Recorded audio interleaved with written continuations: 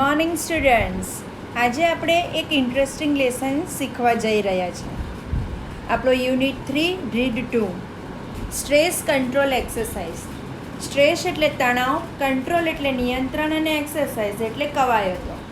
તણાવને નિયંત્રણ કરવાની કવાયતો. આપણે રીડ 1ની અંદર કેટલીક એક્સરસાઇઝ જોઈ કે જેનાથી આપણે સ્ટ્રેસ ઉપર નિયમન લાવી શકીએ છીએ. તેમ અહીંયા પણ કેટલાક મેડિટેશન આપ્યા છે કે જેનાથી આપણે આપણા સ્ટ્રેસ ઉપર નિયમન લાવી શકીએ છીએ અને નિયંત્રણ કરી શકીએ છીએ. આ એક્સરસાઇઝો આપણને આપણા ડે ટુ ડે રૂટીન લાઈફમાં ઊભા થતા સ્ટ્રેસને પણ દૂર કરવામાં મદદરૂપ થશે. ચાલો તો આપણે એને જોઈએ અને એન્જોય કરીએ અને શીખીએ કે આ એક્સરસાઇઝો કઈ રીતે કરીશું અને કેવી રીતે આપણે એનો ઉપયોગ આપણા લાઈફમાં કરી શકીશું. અહીંયા એક સ્લાઇડ ઉપર તમે ચિત્ર જોઈ શકશો. એ મેડિટેશન, ધ્યાન કેન્દ્રિત કરવાનું છે, જેનાથી તમારા મન અને શરીર બંનેને શાંતિ મળશે. આપણે આ લેસનની અંદર પહેલાં જોવાનું છે શોર્ટ મેડિટેશન. શોર્ટ મેડિટેશન એટલે કે નાનકડું ધ્યાન, લઘુ ધ્યાન. અહીંયા જુદા જુદા પ્રકારના ધ્યાન જ આપણને આપેલા છે. શોર્ટ મેડિટેશન 1 જોઈશું. એમાં આપણને 4 પોઈન્ટ આપેલા છે. પહેલો પોઈન્ટ જોઈએ, make yourself comfortable and close your eyes. તમે તમારી જાતને પહેલાં આરામદાયક બનાવો અને પછી તમારી આંખ બંધ કરી દો. અહીંયા સ્લાઇડ ઉપર તમે જોઈ શકશો. તમારે કમ્ફર્ટેબલ થઈને આંખ બંધ કરવાની છે.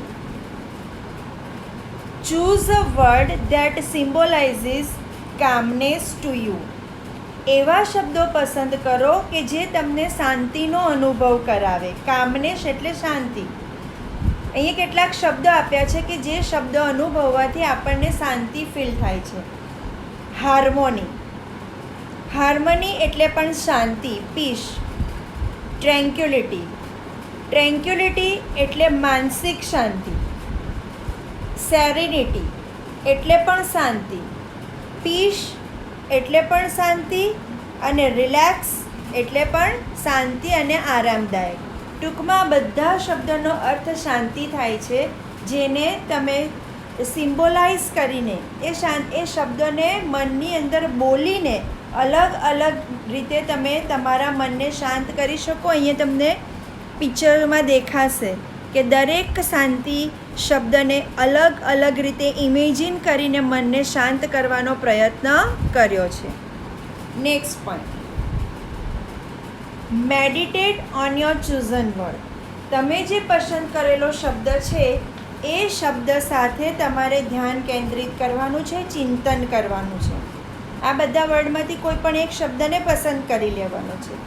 Visualize scenes that tie in with the word or build up mental image that illustrates the word. આ શબ્દ સાથે સંકળાયેલા દ્રશ્યો પણ મનોમન કલ્પના કરો. તમે જે શબ્દ પસંદ કરો છો એ શબ્દની સાથે એક ચિત્ર પણ તમે નક્કી કરો અને એ ચિત્રને તમારે મનોમન કલ્પના કરવાની છે. ઇલસ્ટ્રેટ્સ ધ વર્ડ એટલે શબ્દની સાથે સંકળાયેલા ચિત્રને પણ તમારે કલ્પના કરવાની છે. You can also spend some time imaging what it would feel like if you experienced harmony or tranquillity inside your self.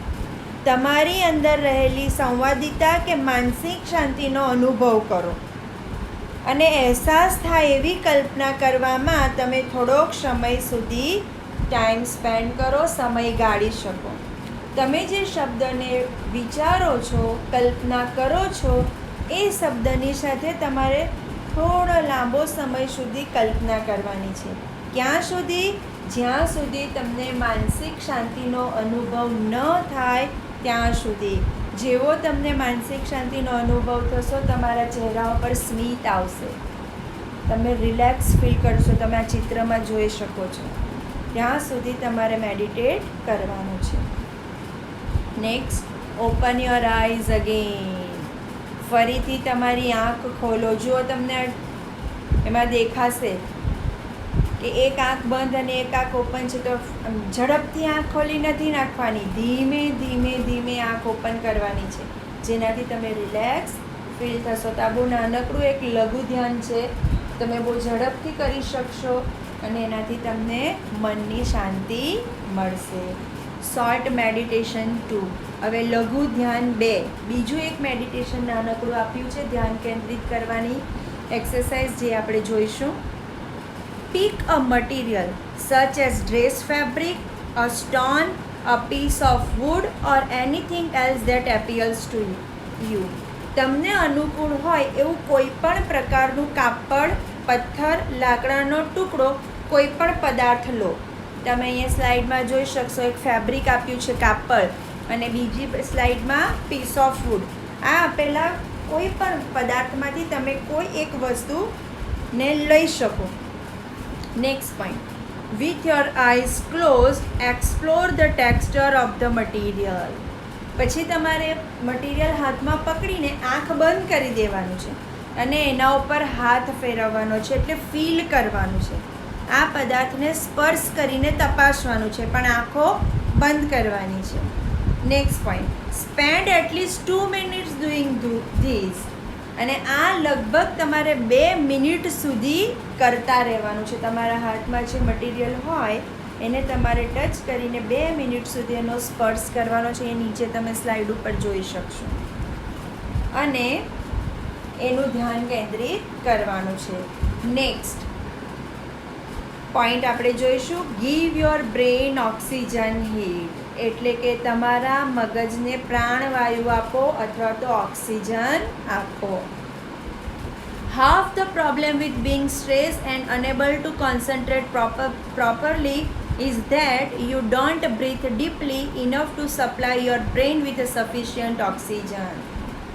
તણાવયુક્ત રહેવા માટે અને યોગ્ય રીતે ધ્યાન કેન્દ્રિત કરવા માટે અડધી સમસ્યા તો એ છે કે તમારા મગજને પૂરતા પ્રમાણમાં ઓક્સિજન મળતો નથી અને તમે ઊંડા શ્વાસ લેતા નથી.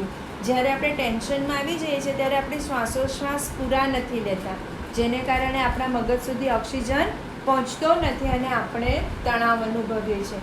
પણ એ આપણને એવું રિયલાઇઝ નથી થતું કે આપણે પૂરા શ્વાસ લેતા નથી, પણ આ પ્રક્રિયા થાય છે. વેન વી ગેટ સ્ટ્રેસ, જ્યારે આપણે તણાવમાં હોઈએ, we tend to hold our breath or only breathe in a shallow way. Shallow એટલે છીછરું. જ્યારે આપણે તણાવમાં હોઈએ ત્યારે આપણે પૂરા જે શ્વાસ છે એને હોલ્ડ એટલે કે અટકાવીએ છીએ અથવા તો છીછરા લઈએ છીએ, એટલે કે પૂરા ઊંડા શ્વાસ લેતા નથી. And using only the top part of our lungs. અને ત્યારે માત્ર આપણે આપણા ફેફસાના ઉપરના ભાગનો જ ઉપયોગ કરે છે. લંગ્સ એટલે ફેફસા. ને મેડિટેશનનું મૂળ રીઝન જ એ છે કે તમે જ્યારે મેડિટેટ કરશો ત્યારે પૂરા ઊંડા શ્વાસ અંદર લેશો, બહાર કાઢશો, જેથી તમારા મગજને ઓક્સિજન મળશે. તો સ્ટ્રેસનું સૌથી મોટું કારણ શું છે કે આપણા માઇન્ડ સુધી ઓક્સિજન પહોંચતું નથી. In order to deepen your breathing and get oxygen all the way up into the brain, again do the following exercise for 2 minutes.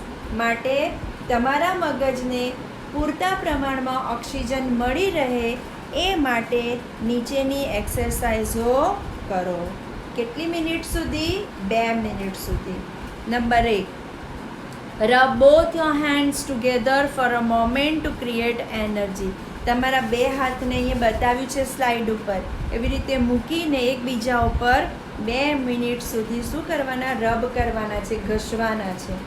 Place your palms one on top of the other on the area just below your naval. પછી તમારે એ palm જે છે હથેળીને બીજા હથેળી સાથે મૂકીને naval એટલે તમારી ડૂટી ઉપર મૂકવાની છે. તમે જ્યારે બંને હાથે રબ કરશો ત્યારે વોર્મ હુંફાળું ફીલ થશે અને પછી તમારે એ હાથ ક્યાં મૂકવાના છે? ડૂટી ઉપર મૂકવાના છે. Breathe consciously into your belly, making your palm rise every in breath. દરેક શ્વાસ તમારી હથેળીઓથી ઊંચા થાય એ રીતે સભાનતાથી તમારા પેટમાં શ્વાસ ભરો.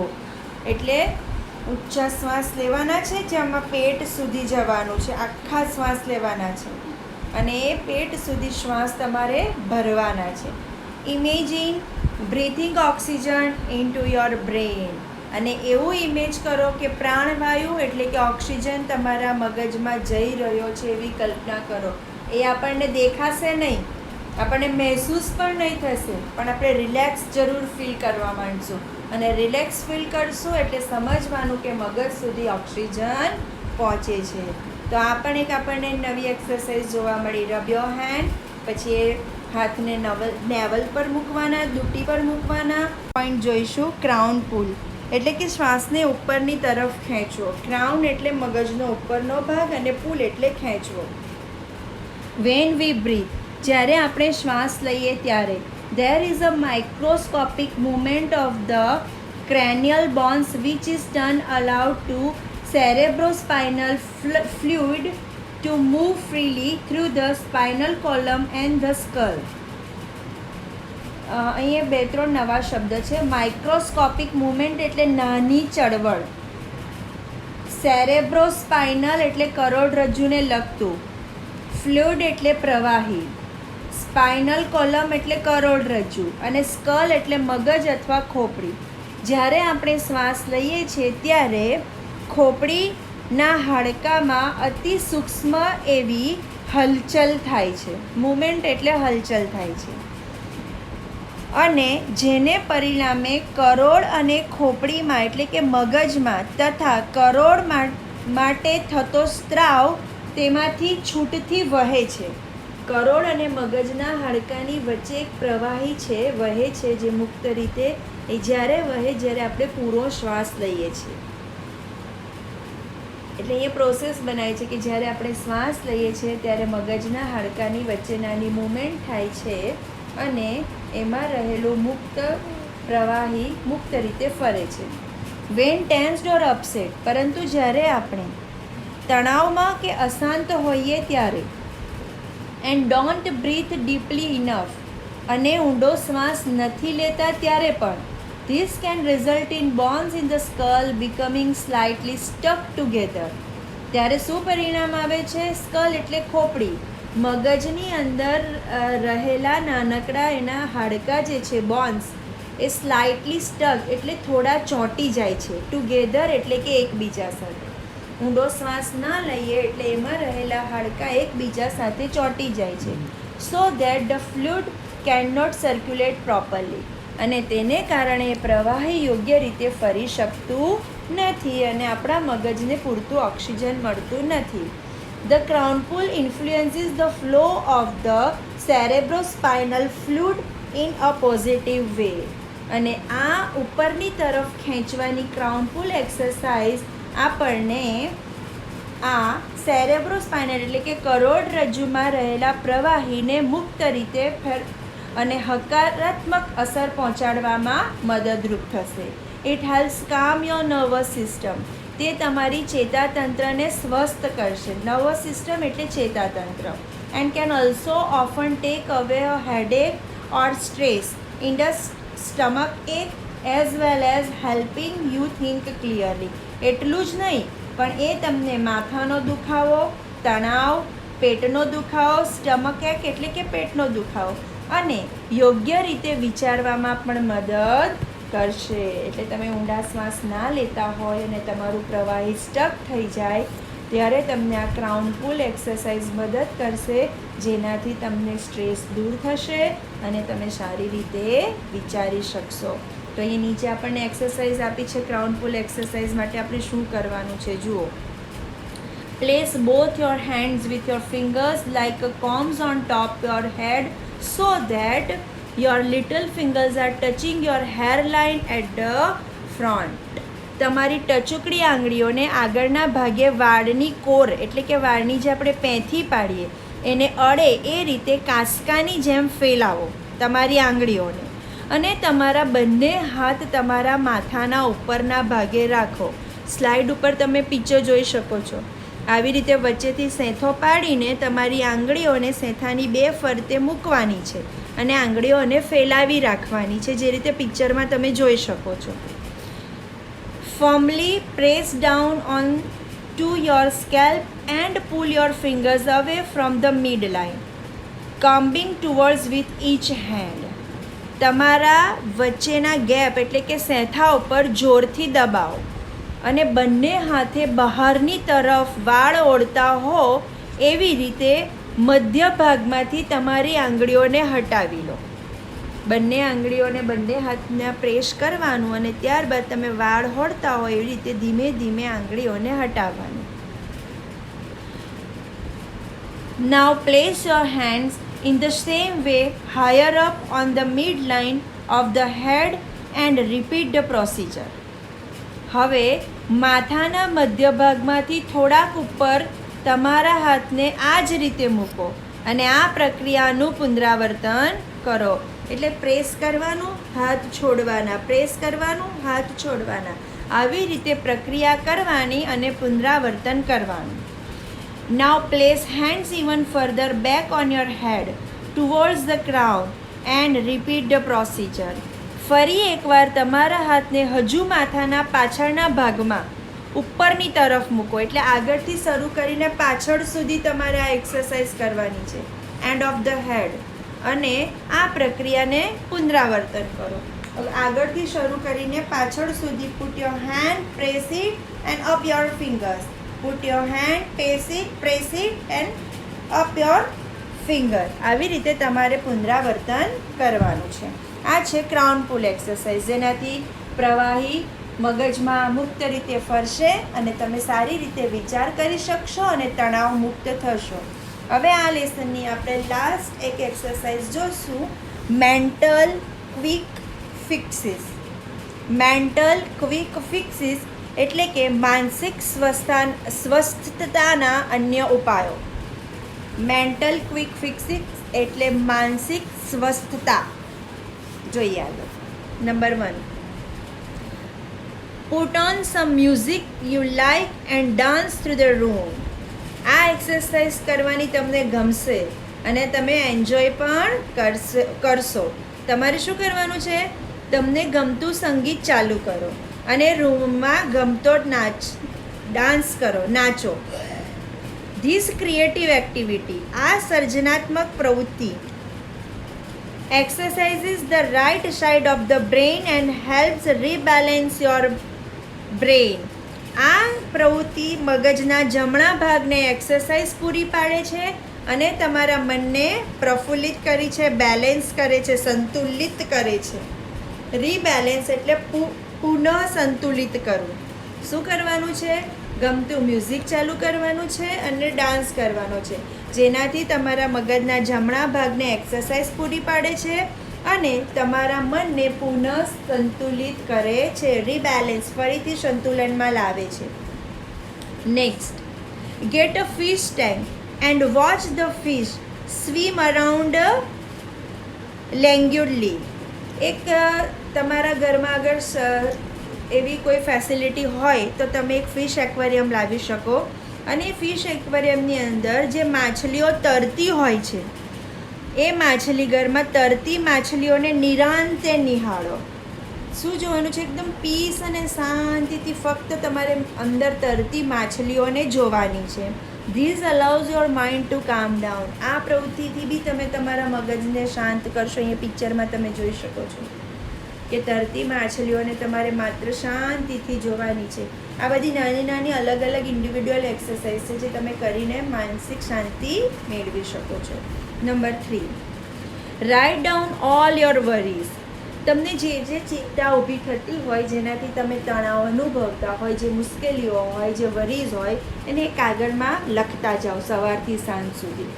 Putting them on a piece of a paper. અને એ કાગળ પર લખ્યા બાદ શું કરવાનું છે? Get them out of your head. કાગળ પર તમે લખી કાઢો છો એટલે તમારા મનમાંથી એ નીકળી જશે. જનરલી ઘણીવાર આપણા મનમાં કોઈ બહુ જ વાતો પરેશાન કરતી હોય તો આપણે આપણા મિત્ર સાથે કે ફેમિલી મેમ્બર સાથે શેર કરીએ અને પછી આપણને રિલેક્સ અથવા તો હાશ ફીલ થાય છે. તો એક્ઝેક્ટલી આ કંઈ એવી સિમિલર એક્સરસાઇઝ છે કે આપણી ચિંતાઓને આપણે કાગળ પર લખી નાખશું એટલે આપણા મનમાંથી એ બહાર નીકળી જશે અને આપણને રિલેક્સ ફીલ થશે. Next, get out on to nature and walk. કુદરતમાં નીકળી પડો અને ચાલો. તમારી આજુબાજુ કોઈ ગાર્ડન હોય કે નજીકમાં કોઈક એવી જગ્યા હોય, ગ્રીનરી હોય, ત્યાં જાઓ અને ચાલો, જેનાથી પણ તમારું મન શાંત થશે.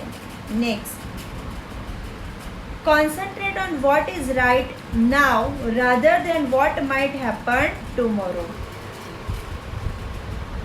આવતીકાલે શું થશે તેની ચિંતા કરવાને બદલે અત્યારે સાચું શું છે તેના પર ધ્યાન કેન્દ્રિત કરો. આપણે પ્રેઝન્ટ કરતાં ફ્યુચરમાં વધારે જઈએ છીએ. આ કાલે આમ થશે તો, મારી સાથે કાલે આમ થશે તો, હું શું કરીશ, હું કેવી રીતે આ પ્રોબ્લેમ સોલ્વ કરીશ. કાલની ચિંતા છોડી દો અને આજમાં જીવતા શીખો.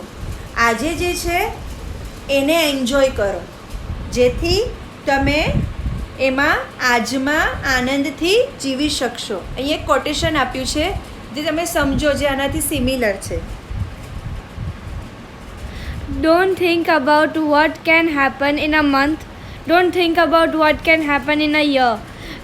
Just focus on the 24 hours in front of you and do what you can to get closer to where you want to be. હા, આમાં શું કહેવા માંગે છે કે અઠવાડિયા વિશે કે મહિના વિશે તમારે વિચારવાનું નથી. Don't think about what can happen in a year.